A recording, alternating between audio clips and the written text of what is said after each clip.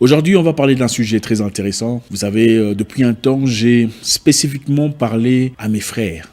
Ça a été important pour ce moment-là. Je pense qu'il est aussi nécessaire d'équilibrer, de parler aux sœurs aussi. Dans une société hétéroclite, il faudrait justement équilibrer les serments pour que chacun se retrouve. Vous savez, la femme joue un rôle très important dans la vie de l'homme. Dans l'humanité, la femme a sa place. La femme représente beaucoup de choses et beaucoup ne le réalisent pas. Vous savez, le monde sans la femme aurait été complètement différent. Le monde ne serait pas ce qu'il est sans la femme. Oui. Vous savez pourquoi ? Parce que les hommes travaillent chaque jour pour la femme. Beaucoup ne le remarquent peut-être pas. Si la femme n'existait pas, les hommes ne chercheraient pas de l'argent pour avoir les meilleures choses du monde. Absolument pas. Pourquoi ils se casseraient la tête ? Si les femmes n'existaient pas, les hommes ne chercheraient pas de grosses voitures. Si la femme n'était pas là, l'homme ne chercherait pas une grosse maison. Ça lui servirait à quoi ? Écoutez, si la femme n'existait pas, beaucoup d'hommes vivraient de la cueillette ou de la chasse. Parce qu'il y a...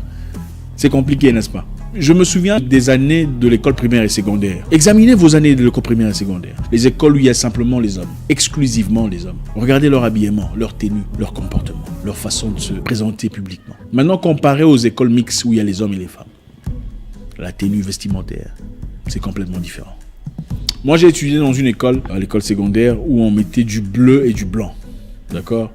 Tout le monde mettait du bleu et du blanc, mais c'était différent. Il fallait voir. Il y avait bleu et blanc. Tout le monde est en bleu-blanc, mais il faut y voir des blancs qui sortaient des bleus. C'était différent. Donc la femme joue un rôle très important. Consciemment ou pas, les hommes veulent impressionner la femme. Consciemment ou pas, les hommes veulent paraître imposants, forts, puissants devant la femme. Consciemment ou pas, les femmes choisissent, peut-être sans le savoir, l'homme qui paraît être le plus puissant, d'une façon ou d'une autre. La femme est très importante dans la société. Et la femme doit comprendre que sa présence peut construire, bâtir un homme de nulle part, le prendre de la poussière de la terre et de l'élever, de le forger, de faire de cette personne un élément formidable. La femme en est capable. La femme peut aussi malheureusement au contraire prendre une personne des hauteurs des pyramides et le balancer par-dessus bord dans le néant. Regardez l'histoire de Adam. Pour ceux qui croient en l'histoire d'Adam et Ève, c'est la femme qui a été, en tout cas pour le chrétien. Regardez l'histoire de Samson, un homme aussi fort, puissant, vaillant. Après avoir terrassé toute une armée à main nue, agenouillé par une femme. Regardez Mike Tyson, un homme très fort, puissant, respecté, saillant, agenouillé par une femme. Le monsieur dont je ne dirai pas le nom, qui a été professeur de sociologie, député en France, boss et chef de la Banque mondiale ou Fonds monétaire international, la personne qui aurait pu devenir président à la place de Macron, agenouillé par une femme aux États-Unis, une domestique. La femme a une puissance incompréhensible sur l'existence des humains. Nous sommes tous venus d'une femme, n'est-ce pas ? Hommes et femmes, absolument. Donc la femme joue un rôle très important. Aujourd'hui, je voudrais que vous compreniez une chose, mes sœurs. Vous n'êtes pas sur terre seulement pour avoir un mari, faire des enfants, avoir un foyer et mourir. Ce n'est pas la raison pour laquelle vous êtes là. Non. C'est bien d'avoir un mari. C'est bien d'avoir un foyer. C'est bien de vivre bien dans sa vie. Mais ce n'est pas la raison pour laquelle, en tout cas pas seulement la raison pour laquelle vous êtes là. Le Créateur est juste et il a placé dans chacun de nous une sémence positive, une sémence de grandeur. Il est de notre responsabilité de l'arroser. Chacun de nous, quelle qu'en soit sa direction, son genre, a une sémence placée en soi, une sémence placée en lui, dont il est la responsabilité de développer. Vous n'êtes pas là en spectateur. L'objectif de la vie, tel que nous le pensions il y a quelques années, quelques dizaines d'années, que la femme grandit à 18 ans, 19 ans, elle se marie et puis voilà, elle devient l'aide de son mari. Ce n'est pas valide aujourd'hui. Vous êtes là pour une mission, pour accomplir un dessein, un objectif. Vous êtes là pour laisser des marques. Non, vous n'êtes pas là seulement pour être la femme d'eux. Vous n'êtes pas là seulement pour être l'accompagnatrice d'eux. Vous êtes là pour être vous. Il y a une mission sur terre pour vous qui vous a été assignée. Malheureusement, beaucoup de personnes aujourd'hui n'ont pas le temps de fouiller, d'examiner, de voir et d'exprimer ce qu'il y a au plus profond d'eux. Parce qu'ils laissent leur vie être surplombée par la vie de la personne qu'on associe dans sa vie. Regardez, si vous rencontrez une personne dans votre vie, un homme qui vous aime, mais qui étouffe ce que vous êtes, ce n'est peut-être pas la personne qu'il vous faut. Je vais vous donner un exemple. Vous êtes là pour une chose. Vous n'êtes pas là pour être spectateur. Il y a une femme aux États-Unis au nom de Gladys West. Gladys West est une femme née en 1930, noire américaine, en Virginie, issue d'une famille pauvre, difficile comme beaucoup d'entre nous d'ailleurs. Elle a bossé très dur. Ses parents étaient incapables de payer ses frais scolaires ou ses frais d'études.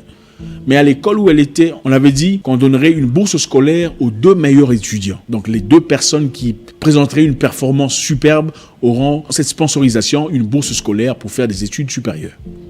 Elle a bossé très dur. Elle a passé des nuits blanches parce qu'elle savait qu'il y avait une raison pour laquelle elle était sur Terre. Elle était la première de sa promotion.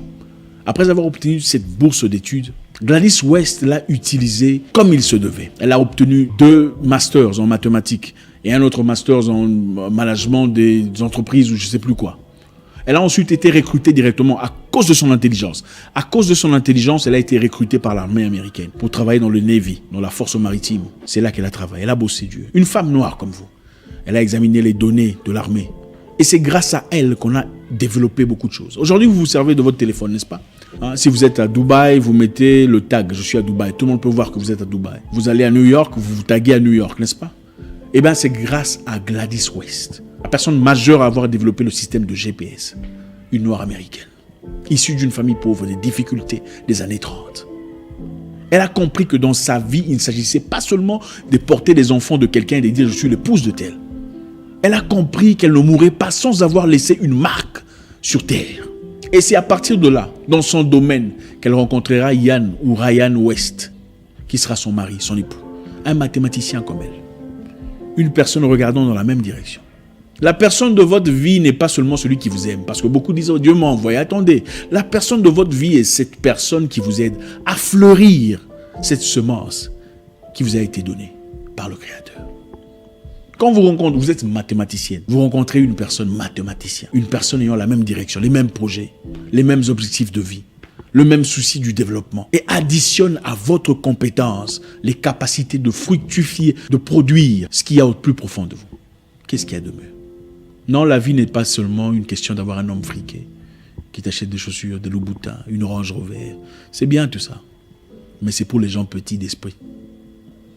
Parce que les choses faciles obtenues peuvent être détruites facilement. Je pourrais comprendre, peut-être vous avez rencontré un politicien qui vous a fourni de l'argent, des capacités financières et tout ça. Qu'est-ce que vous en faites? Écoutez, on ne vous juge pas, mais qu'est-ce que vous en faites? Êtes-vous en train de produire, d'élever, d'agrandir ce que vous recevez de ces personnes? Ou vous êtes toujours là, vous êtes là, assise, désormais immobile, on attend qu'une autre opportunité se présente en forme d'homme. Ce n'est pas pour ça que vous avez été créée, ma soeur. Pour tout l'amour que je pourrais avoir pour toi. Je pense qu'il est nécessaire de souligner ce point. Beaucoup de femmes ont impliqué ou impacté de manière emphatique le monde dans lequel nous vivons aujourd'hui. Ne soyez pas une improductive, celle-là que Bill Gates veut éliminer. Vous êtes là pour quelque chose. Et vous n'êtes pas obligé de fabriquer ou de créer quelque chose d'aussi saillant. Vous pouvez être là pour quelque chose. Je ne sais pas qu'est-ce qui vous a été conféré. Peut-être que vous apportez la paix aux orphelins ou aux veuves. Peut-être que vous êtes de ceux qui ont obtenu cette sémence de paix, de grandeur, de gentillesse, de sympathie. Qu'est-ce que vous représentez dans la vie? Une autre femme aussi puissante, Shirley Ann Jackson, née d'une famille difficile, une noire américaine aussi, dans les années 46, je crois. Mathématicienne, a bossé très dur dans sa vie. Obtenu 2 masters, parce qu'elle savait les raisons pour lesquelles elle était là. Il ne suffisait pas de se marier, d'avoir un mari friqué, un footballeur, ou un commerçant, ou un politicien. Ce n'est pas ça l'objectif de vie. Absolument pas. Quand je vois une personne passer sur Internet pour montrer une chaînette qu'elle a obtenue de manière très obscure, ça me fait rire. Ce n'est pas ça réussir sa vie. Réussir sa vie, c'est accomplir ce qu'il y a au plus profond de soi. C'est une chose qui pourrait impacter les gens de manière positive. Ce n'est pas montrer une bague en or à 40 000 euros ou... non, ce n'est pas ça. Même les prostituées peuvent faire ça. Qu'est-ce qui nous sépare de ces personnes? Shirley Ann Jackson travaillait pour IBM, bossait très dur, passait des nuits blanches parce qu'elle savait ce qu'elle représentait. À la fin aujourd'hui, elle a participé au développement des antennes voltaïques, le panneau voltaïque, le panneau solaire. C'est grâce à Shirley Ann Jackson. La fibre optique, la fibre qui vous permet d'avoir Internet à grande vitesse, qui vivait aux États-Unis, en France et partout ailleurs. Shirley Ann Jackson. Votre téléphone, quand votre téléphone sonne et que vous voyez le numéro du pointeur là qui vous appelle, celui qui vous fournit de l'argent. Ah, pointeur numéro 1, pointeur numéro 2. L'identification visuelle des téléphones tactiles. Shirley Ann Jackson. C'est grâce à elle que vous pouvez voir Dodo, Jacques. Est-ce seulement les raisons pour lesquelles vous êtes là? Vous êtes là pour travailler pour quelqu'un, avoir un $500, un 1300 € si vous vivez en France ou en Belgique. Et rentrer à la maison, prendre le train dans le froid, dans le noir. C'est ça la vie. Je ne suis pas en train de dire que tout le monde pourrait devenir un Shirley Ann Jackson. Mais peut-être que toi, tu es une Shirley Ann Jackson. coincé dans un monde parallèle à ceux pour lesquels vous avez été fabriqué, créé, mis sur terre. Il faut se révolter.